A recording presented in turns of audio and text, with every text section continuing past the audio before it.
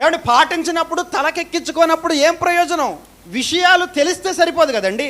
ఒక విద్యార్థికి పాఠాలు వస్తే సరిపోద్దా? ప్రతి ప్రశ్నకి సమాధానం తెలుసు అయిపోయిందా? ఎగ్జామ్ హాల్కి వెళ్ళక్కర్లేదా? ఎగ్జామ్లో ఆన్సర్స్ రాయక్కర్లేదా? సంపాదించక్కర్లేదా మార్కులు? అంటే సమాధానాలు తెలుసుకోవడం కాదు, ఆ సమాధానాలు రాయాలి నువ్వు ఎగ్జామ్ హాల్లోకి వెళ్ళి. అప్పుడు నీకు ప్రయోజనం నువ్వు తెలుసుకున్న విషయాలకి.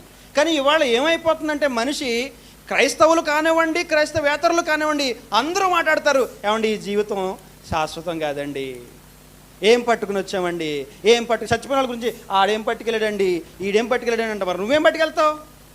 నువ్వు పట్టుకెళ్ళవుగా. మరెందుకు నీకు ఈ ఆరాటం, మరెందుకు నీకు ఈ పోరాటం? అంటే ఊరికే చెప్తాం కానీ పాటిస్తామేంటండి? చెప్పడం ఈజీయేగా, అర్థమవుతుందా మీకు? అందుకే బోధ జరగాలి. 1కి 10 సార్లు మనం ఆలోచించాల్సినటువంటి విషయాలు ఇవి.